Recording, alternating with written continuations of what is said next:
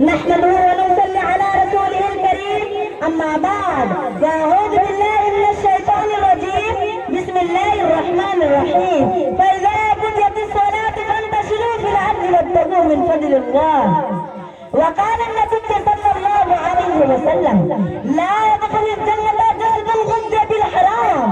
محترم حاضرین مجلس، آج میں آپ لوگوں کے سامنے تک حلال کی رنگت پر روشنی ڈالنا چاہتی ہوں اور یہ بتانا چاہتی ہوں کہ اسلام نے حلال کمائی پر کس قدر زور دیا ہے.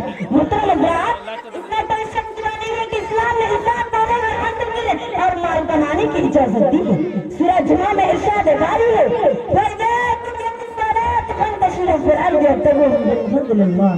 حسبنا الله جل زمین میں پھیل جاؤ اور اللہ کے رزق کو تلاش کرو. سورہ قصص میں ہے: وَلَا تَنْسَ نَصِيبَكَ فِي الدُّنْيَا. تمہارا جو حصہ دنیا میں ہے اسے نہ بھول جاؤ. لیکن اسلام کمائی کے سلسلے میں دو باتوں کی خاص طور سے ہدایت دیتا ہے. ایک کیا ہے کہ انسان خود کمائے، خود محنت پر مزدوری کرے، دوسروں کے آگے ہاتھ نہ پھیلائے. دوسری ہے کہ واجب کمائے وہ حلال حرام کمائے نہ. محنت مزدوری اور اتحاد کی کمائی کے بارے میں ایک حدیث میں رسول اللہ صلی اللہ علیہ وسلم ارشاد فرماتے ہیں: ان تیرا نائبت تم کا چکن سب سے پاکیزہ کھانا جو تم نے کھایا وہ تمہاری اپنی کمائی کا ہے. دوسری جو ہدایت دی ہے، دوسری حدیث میں شہاب اکرام رضی اللہ تعالیٰ عنہ کا دریافت کیا کہ اللہ کے رسول علم تک جاتے ہو وہ ان کمائی سب سے پاک ہے. جو صلی اللہ علیہ وسلم نے فرمایا: عمل الرجل بیدہ وقلب علمہ. آدمی کے اپنے ہاتھ کی کمائی اور وقت قریب تو برم جو شغلی کبائش سے پاک.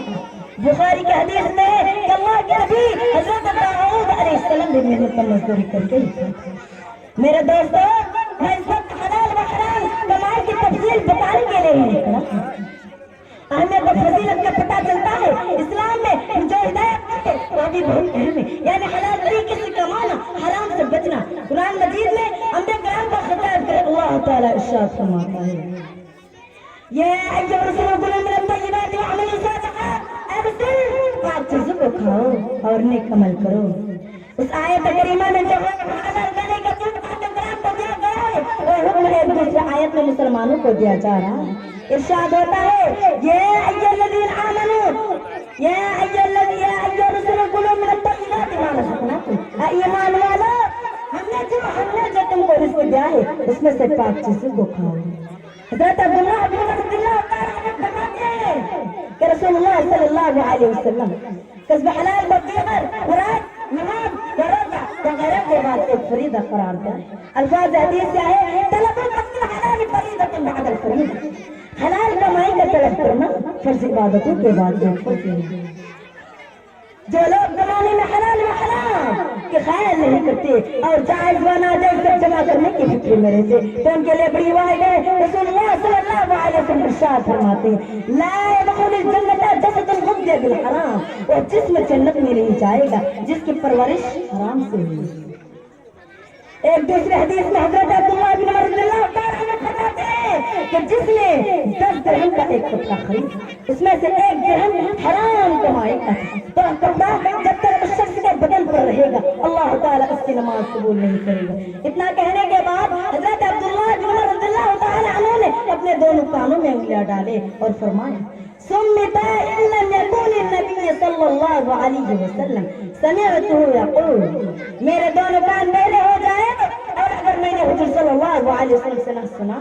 سوچئے کیسے روتے کھڑے کر دی والی بات ہے. اس کے بعد اگر ہمیں ہوش نہ آئے اور ہم حلال و حرام کی تمیز کے بغیر کمانے کھانے میں لگے تو کیا ہم پر جو صلی اللہ علیہ وسلم کا ارشاد صادق نہ آئے گا؟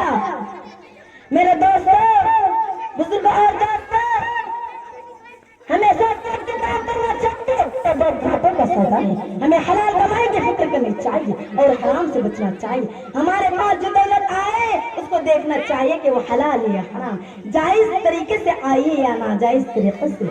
میرے دوستو، میں اس وقت حلال و حرام، جائز و ناجائز کی تمیز کے بغیر نہیں کھڑا ہوں. میں تو صرف حلال و حرام، نفع و نقصان اور ثواب و عذاب کے متعلق مختصر سی روشنی ڈالنے کے لیے کھڑا ہوں. لیکن ایک بتا دینا میں یہ سمجھتا ہوں کہ آپ کا ہمارے سماج اور معاشرے میں ایک حرام کمائی سود کا بہت رواج ہو گیا ہے. لوگوں نے مختلف پہلو اور مختلف ناموں میں اسے جائز کر رکھا ہے. اس پر فوراً بھی پابندی لگانے کی ضرورت ہے. سود بہت بڑا گناہ ہے. سود کھا کے اللہ تعالیٰ یہاں بہت سخت سزا ہے. سورہ بقرہ میں ہے الذين يأكلون الربا لا يقومون إلا كما يقوم الذي يتخبطه الشيطان من المس. جو لوگ سود کھاتے ہیں وہ قیامت کے دن تبرک اس طرح اٹھیں گے جیسے شخص جسے شیطان نے لپیٹ کر کوفتی بنا دیا.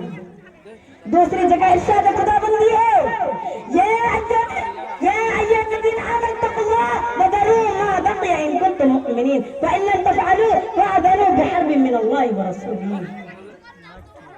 اے ایمان والا اللہ سے ڈرو اور سود کا جب بقایا ہے اسے چھوڑ دو. اگر تم مومن ہو, اگر تم نے ایسا نہ کیا تو اللہ اس کا رسول صلی اللہ علیہ وسلم سے جنگ کے لیے تیار ہے. اس آیت کریمہ میں سودی بار کرنے والے لینے کی تشدید واحد ہے بلا بولے جو اللہ اس کے رسول صلی اللہ علیہ وسلم سے جنگ مول لے کر پیچ سکے. اس سے زیادہ خطرناک بات اور سودی لین دین کرنے والے اللہ رسول صلی اللہ علیہ وسلم سے جنگ مول لیتا ہے. قرآن کریم میں یا ایھا الذین آمنوا واتقوا اللہ لعلکم تفلحون. اے ایمان والو سود بڑھا چڑھا کر نہ کھاؤ اور اللہ سے ڈرو تاکہ تم کامیاب ہو. رسول اللہ صلی اللہ علیہ وسلم نے سود کھانے والے, سود گنانے والے, سودی معاملہ لکھنے والے, اس کی گواہی دینے والے ہر ایک پر لعنت بھیجی ہے.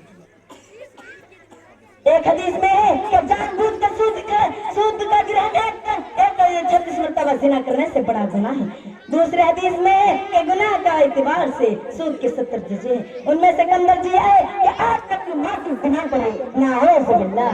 جو صلی اللہ علیہ وسلم نے معراج کی رات پچھلے دن کو دیکھا کہ ان کے پیڑ بڑے اور ان میں سانپ بڑے ہوئے ہیں. رسول حضور صلی اللہ علیہ وسلم نے حضرت جبریل سے دریافت کی یہ کون لوگ ہیں؟ حضرت جبریل نے جواب دیا وہ لوگ ہیں جو سود کھاتے تھے.